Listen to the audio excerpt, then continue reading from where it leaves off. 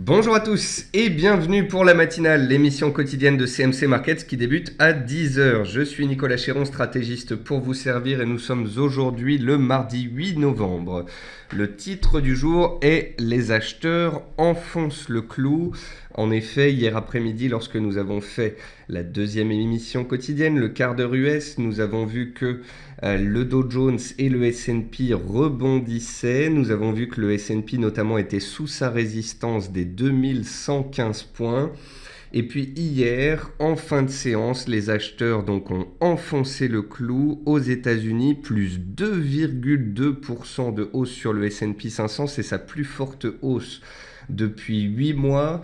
Le S&P et le Dow Jones avaient enchaîné ensemble un grand nombre de clôtures négatives. Le Dow Jones notamment avait enchaîné une série de 8 baisses consécutives et en une seule séance, il a rattrapé toute la baisse depuis à peu près 10 jours. Donc voilà, les acheteurs se sont présentés, les supports ont été défendus, le bas du range sur le CAC, sur le DAX, sur le Dow ont été préservés, l'AMM 200 a été testé sur le S&P 500, les indices sont repartis fortement à la hausse. Aujourd'hui en Europe, les indices sont relativement stables et désormais la prudence va être de mise puisque nous allons avoir les résultats des élections américaines qui vont arriver dans la journée de demain. Donc bien évidemment, si Hillary Clinton passe, eh bien la hausse pourrait l'emporter. Si Donald Trump passe, il y a des risques de dérapage baissier, un peu comme pour le Brexit. C'est la raison pour laquelle il va falloir faire preuve d'une grande prudence. Et pour ceux qui souhaitent trader les élections, eh bien faites très attention à vous. Je salue tous ceux qui viennent de nous rejoindre et je salue également tous ceux qui nous regardent sur YouTube. On va pouvoir commencer. Tout d'abord, un avertissement sur les risques concernant le caractère purement informatif de cette présentation et les CFD. Je vous invite à en prendre note. Vous pouvez, comme tous les matins, utiliser les fonctions de chat et de questions-réponses en haut de votre écran pour pouvoir converser avec moi. On va voir ensemble les dernières actualités marché, macro, actions, les statistiques économiques passées et à venir, une figure graphique reconnue par la plateforme de CMC Markets et bien évidemment je répondrai à vos éventuelles questions. Alors en termes d'actualité marché, le CAC 40 se stabilise sur les 4460 points, c'est là où il a clôturé hier sur les marchés futurs, il est stable à l'ouverture ce matin. Le Dow Jones attaque sa résistance journalière à 18 250 points. Il est passé de son support à sa résistance et pour l'instant, il est donc contenu dans ces bornes-là. Il faudra attendre donc les élections pour avoir un signal clair. Le VIX a chuté de 17% hier à 16,1 points, signe d'une forte complaisance des opérateurs, un retour haussier en force. Le pétrole WTI sort de sa zone de survente. Je vous parle ici de l'indicateur RSI sur le WTI en données journalières. On avait des cours survendus à proximité de la MM200. On tente de rebondir. Il y a toujours des spéculations sur un hypothétique gel de la production des pays producteurs en fin d'année. Donc ça pourrait de nouveau engendrer une phase de spéculation. Et puis enfin, la paire euro-dollar travaille son pivot à 1,1060. C'était un support jeudi dernier. On l'a cassé hier. Il fait résistance ce jour. Et de toute façon, sur l'euro-dollar et le dollar, on devrait ne plus bouger beaucoup en attendant les élections. Côté actualité macroéconomique, le S&P 500 a mis fin à 9 séances de baisse consécutives grâce à plusieurs sondages favorables à Hillary Clinton et à la fin de l'enquête au sujet des emails de la candidate démocrate. À noter que les 5 plus gros gains depuis 1928 font suite à l'élection d'un démocrate. Donc on est bel et bien dans une configuration haussière si Hillary Clinton passe. À noter également que sur les 423 entreprises américaines qui ont publié sur le S&P 500, on a 321 résultats donc qui sont sortis supérieurs aux attentes, 95 ont déçu seulement, donc ça fait un peu plus de 80%, ça fait 75% des entreprises qui font mieux que prévu, donc c'est une très bonne chose. Parallèlement à ça, le gouvernement anglais prépare un texte pour déclencher la procédure de Brexit.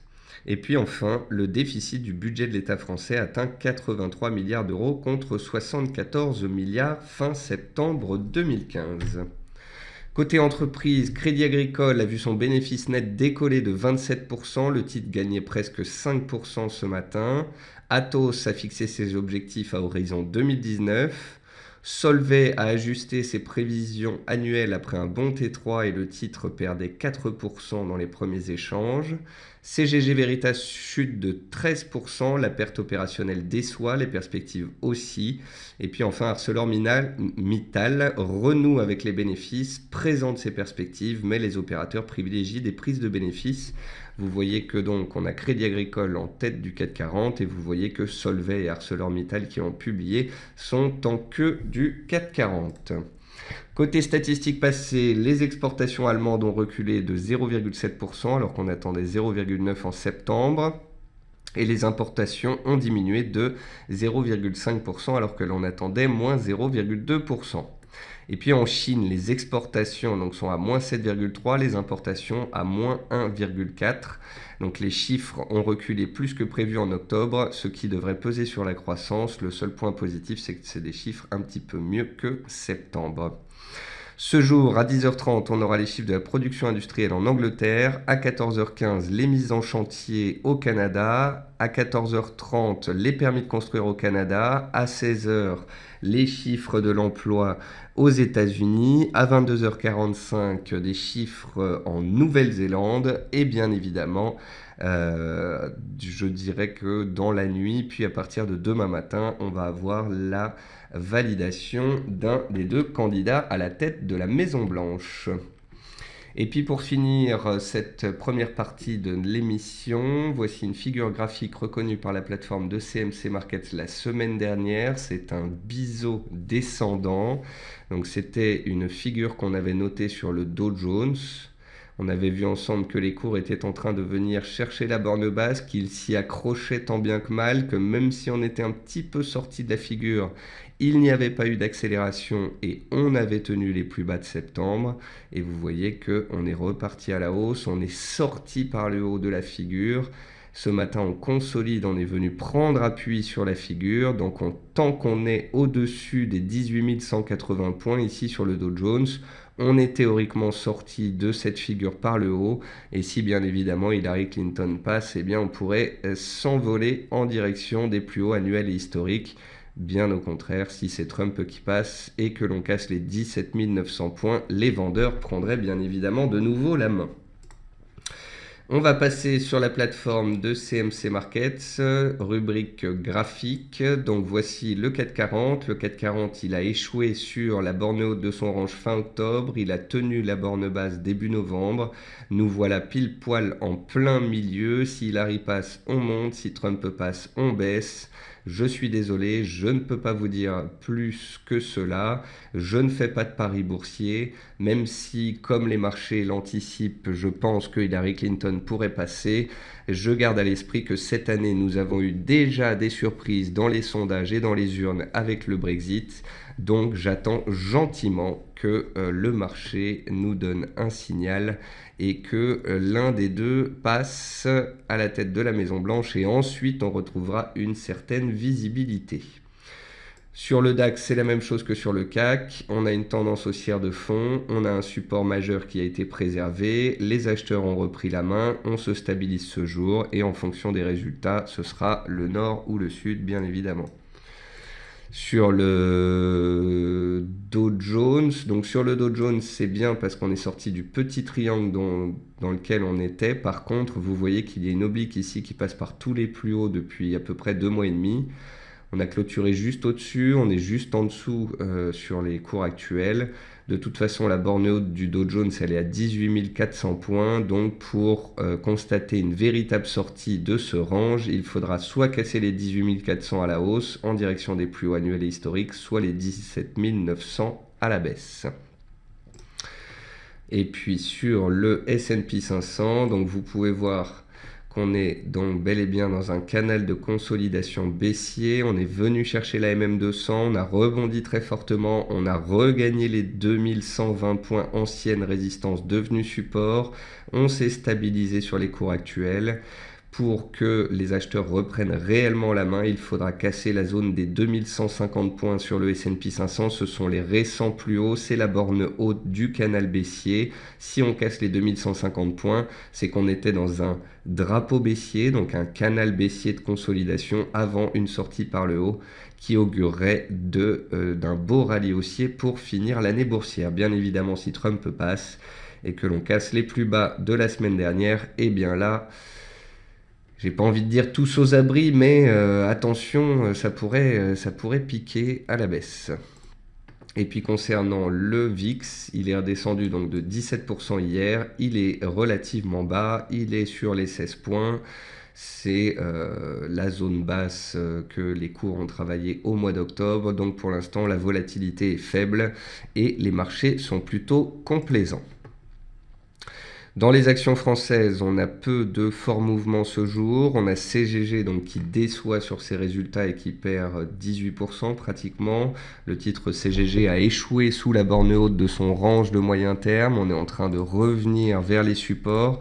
Pour l'instant, les opérateurs digèrent cette mauvaise publication. Après, si on revient vers la zone basse travaillée ici en juin-juillet vers 18 €, peut-être qu'il y aura une éventuelle réaction, notamment si le pétrole se reprend. Donc, on la surveillera si elle revient dans cette zone de prix-là. Areva, elle est délaissée. Malgré un beau rallye comme ça en juillet-août, eh bien, la pression retombe. Genfit a bloqué sous les 19,30 €. Parce qu'elle a bloqué sous les 19,30 € et parce que les marchés pensent qu'Hillary Clinton pourrait gagner. Je vous rappelle que Genfit est une biotech et comme de nombreuses biotech, eh bien, elle a un petit peu peur de Hillary Clinton. En effet, Hillary Clinton, en un an, a publié 2 tweets concernant les prix des médicaments. Ça a à chaque fois fait dévisser le secteur pharmaceutique et biopharmaceutique. Donc, si demain Hillary Clinton passe, peut-être que les biotech seront un des secteurs les plus délaissés ou les moins achetés parce que justement ça pourrait effrayer les opérateurs cette nomination de Hillary Clinton. Donc attention ici, on a eu un beau rebond sur support, on est venu sous résistance, ça ne passe pas, donc on peut revenir vers les supports éventuellement. Ensuite on retrouve des titres comme Valorec qui se stabilisent. Point positif sur Valorec, c'est que le chandelier du jour qui a baissé est venu clôturer le gap ouvert hier. Et on a validé un test du support ici à 4,05, 4,06. Donc même si le titre a baissé ce matin, je trouve la réaction sur ce gap plutôt positive. Ensuite, dans les hausses, on retrouve Crédit Agricole. Donc Crédit Agricole qui a fait un beau parcours haussier depuis cet été, qui arrivait à proximité d'une résistance, et bien le titre a carrément gapé à la hausse au-dessus de la résistance. Donc le prochain niveau technique, il apparaît ici à 10,66 €, à 3% des cours actuels. On retrouve Nicox qui frétille un petit peu, qui tente de se reprendre comme c'était reprise Genfit. Après Nicox, c'est une biotech, donc il faudra faire attention si c'est Hillary Clinton qui passe. Rémi Cointreau, rien d'intéressant. TF1, alors TF1 elle est intéressante parce que c'est un peu comme Air France, elle avait bloqué. Elle avait un support ici à 8,50, un support clé, elle l'a cassé, on est venu taper une fois, 2 fois, 3 fois, c'est la 4e fois qu'on tape dessus.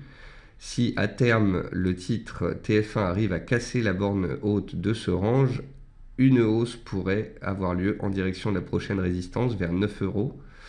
Tant qu'on ne passe pas, eh bien le range perdure et on peut continuer de se chercher. Ensuite, sur les actions, je n'ai pas vu énormément de choses. Oui, effectivement, Atos, c'est les résultats aujourd'hui. J'en ai parlé tout à l'heure, Loïc.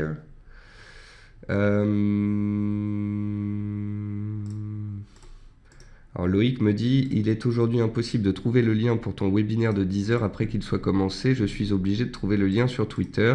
Alors effectivement Loïc, le lien disparaît une fois le début de l'émission. Donc, si vous voulez trouver le lien de l'émission, vous avez aussi le lien dans la plateforme. Tous les matins, je vous publie le lien de la matinale dans la plateforme et je le publie sur Twitter et en plus il est sur le site internet. Donc ça fait quand même pas mal d'endroits où le retrouver, sans oublier que vous pouvez très bien le mettre de côté puisque ce lien est le même tous les jours. Alors, côté matières premières, le sucre était bien remonté hier et il avait invalidé les perspectives baissières. Il s'est stabilisé, il a neutralisé un peu ce signal baissier qui avait été donné. Il est toujours sous la borne haute de son triangle, donc on est à la croisée des chemins. J'ai un petit peu peur sur le sucre que l'on fasse comme le jus d'orange, c'est-à-dire qu'on ait une petite consolidation et puis que ça reparte à la hausse. Mais c'est vrai qu'on est sous la borne haute du triangle, donc on peut échouer aussi ici. Concernant le gaz naturel, on a rebondi sur le support en fin de semaine dernière ici à 2,55, mais pour l'instant le rebond n'est pas très franc. Il faut dire que les températures sont relativement élevées en cette période automnale. Donc c'est la raison qui fait que les cours sont pas franchement recherchés. Après on verra jeudi avec les stocks si la donne change. Ensuite le cuivre, on a vu hier qu'il avait bien rebondi ces dernières semaines. Attention néanmoins, il se trouve pile poil sous une zone de résistance horizontale alors qu'il grimpe depuis 3 semaines. Donc ne berçons pas non plus dans l'euphorie. Si on passe en force cette résistance, la hausse pourrait perdurer, mais faut-il encore la passer? Concernant les cours du jus d'orange, on travaille toujours les plus hauts annuels et historiques. Concernant les cours du riz, on est toujours sous une certaine pression baissière sous la moyenne mobile à 60 périodes qui fait pivot sur les cours du riz depuis plus d'1 an. Et puis concernant l'or, eh bien on se stabilise tout comme sur l'euro, tout comme sur les indices en attendant les élections. Et puis concernant le pétrole, comme je vous le disais tout à l'heure, on a un début de rebond technique. On a baissé quand même pendant 15 jours, on a perdu à peu près 15%, on s'est approché de la même 200 jours qui en plus est montante. On s'est approché en allant vendredi dernier à 43,40$ du support ici à 42,50$, 43$. Donc ce qui pourrait être pas mal, ce serait que les stocks de demain permettent au cours de revenir tester le support et de le valider bien comme il faut, que ceux qui souhaitent se placer à l'achat puissent le faire sur un support. Si par contre on rebondit dès maintenant et que demain on part à la hausse et que les stocks engendrent de la hausse, eh bien il se pourrait qu'on ne revienne pas vers ce support et qu'on aille tout droit de nouveau vers le nord. Donc la journée de demain sera d'importance sur les cours du pétrole en plus des résultats de l'élection. Et puis côté devise, on a l'AUD qui est très fort, qui continue de grignoter du terrain et qui se trouve pile poil sous sa résistance. Donc si par exemple Trump était élu et que le dollar dévissait fortement, eh bien l'AUD serait peut-être une des paires majeures qui partirait le plus violemment à la hausse. Si le dollar se raffermit par contre, eh bien on pourrait continuer d'être dans cette situation de range sous résistance. Concernant l'euro-dollar, donc on a gapé à la baisse hier, on a échoué sous une résistance clé qu'on travaillait vendredi, on a cassé le support des indices 60, ce matin on fait un pullback sous les indices 60. On devrait rester stable aussi ici. Si Trump passe, l'euro pourrait remonter très fortement vers les 1,12, 1,13. Si Hillary Clinton passe et que le dollar se raffermit sous les indices 60, eh bien le prochain objectif baissier c'est les 1,0950 puis les fameux 1,08. Concernant la livre, elle est la plus forte aujourd'hui. Et je pense qu'il faudra surveiller la livre dans les séances à venir. Comme je vous l'ai dit hier, pas forcément la livre dollar. Ce ne sera pas forcément cette paire qui permettra de mettre à profit une éventuelle surperformance de la livre. Mais rien que sur la livre dollar, GBP USD, on peut noter qu'on a eu un signal haussier donné jeudi dernier. On a une consolidation depuis. Tant qu'on est au-dessus des 1,2330, on est au-dessus d'une résistance précédemment cassée, elle devient support Et donc, tant qu'on est au-dessus des 1,2330, les acheteurs pourraient tenter de reprendre la main. Après, ce qui pourrait se passer si Hillary Clinton passe et est élue, c'est que le dollar sera fermé et que la livre baisse contre le dollar. Par contre, la livre pourrait monter contre le yen ou contre, je ne sais pas moi, l'euro par exemple. Donc la livre sera surveillée dans les séances, les semaines à venir, parce que si elle retrouvait une certaine superbe, un certain regain d'intérêt, eh bien elle pourrait rebondir nettement. Pour l'instant, c'est tout simplement les prémices. Enfin, le dollar américain. Le dollar américain, donc vendredi dernier, travaillait les 50% de retracement de toute la hausse qu'il a fait au mois d'octobre. Il a réagi, il a gapé à la hausse lundi, il a grimpé, il stabilise aujourd'hui et il attend bien évidemment les résultats des élections demain. Donc voilà, si vous attendez de moi aujourd'hui que je vous dise clairement que je pense à l'une des deux options, eh bien c'est qu'on ne se connaît pas encore assez bien. J'ai défendu un scénario particulièrement haussier sur les indices et sur le dollar tant qu'on tenait les supports. Je vous ai parlé des 50% retracement sur le dollar la semaine dernière comme un seuil d'importance. Je vous ai parlé de la zone basse sous la MM200 des 4300, 4340 comme une zone majeure sur le CAC, les 10200, 250 sur le DAX. Mon scénario, c'était qu'on allait tenir les bas de range et repartir à la hausse. C'est ce qui s'est passé. Maintenant, pour la suite, tout dépend de l'élection. Donc, si certains d'entre vous veulent rester devant les marchés, devant des actifs ouverts, pour mettre à profit les premiers résultats du vote, eh bien, pourquoi pas, allez-y. Mais pour ma part, en tant qu'analyste et souhaitant revoir l'ensemble de mes clients demain, je ne peux que vous appeler à la plus grande prudence. Voilà. Ensuite, j'ai une question de Olivier sur le DAX. Le DAX Cash n'est-il pas en train de faire votre figure préférée, un bébé abandonné? Alors, un bébé abandonné, Olivier, il faut un gap haussier dans un sens, un gap baissier dans l'autre. Pour l'instant, on a un gap haussier, mais pas de gap baissier le lendemain. Il aurait fallu qu'on gappe sous les 10 380 pour parler d'un bébé abandonné puissant et d'un retour baissier. Donc n'essayez pas de trouver des chandeliers qui ne sont pas visibles ici. Sur le DAX, on est dans un range depuis 3 mois. On a tenu la borne basse du range. On a fait un gap d'éjection hier. On fait une consolidation aujourd'hui. Et si demain, c'est Hillary qui passe, on pourrait faire un gap de continuation. Je vous rappelle qu'il y a 3 types de gaps: éjection, continuation et essoufflement. Donc là, on a eu le premier gap, un gap d'éjection. Si Hillary Clinton passe, on pourrait avoir un gap de continuation en direction du haut du range. Si Trump passe, par contre, là, on a des risques de gaper sous le support. Et là, ça pourrait faire très vite très mal. Mais ça, je pense que vous l'aurez compris, puisqu'on en parle depuis désormais 15 jours. Donc moi, je n'attends plus qu'une chose, c'est que demain, les chiffres soient passés, que Hillary ou Trump soient élus et que l'on puisse enfin retrouver de la visibilité. Jérémy me dit: bonjour, l'or prendra-t-il le même chemin que les actions selon les résultats des élections US demain? Alors Jérémy, demain, si Hillary Clinton est élue, théoriquement, je dis bien théoriquement, les indices boursiers devraient être recherchés et l'or devrait être délaissé. Si au contraire Trump passe, les indices pourraient être délaissés et l'or recherché. Voilà, sur ce, c'est la fin de cette matinale, relativement courte. On se retrouve cet après-midi à 15h45 pour faire le dernier point sur les US, les dernières statistiques, les derniers chiffres américains. Et ensuite, on se retrouve demain 10h pour faire le point sur les élections, les résultats, les mouvements engendrés. Je vous souhaite d'ici là donc un bon trading, faites bien attention à vous et j'espère vous retrouver cet après-midi puis demain pour mes différentes émissions. Bon appétit à tous d'ici là et bonne journée à ceux que je ne reverrai que demain. Au revoir à tous.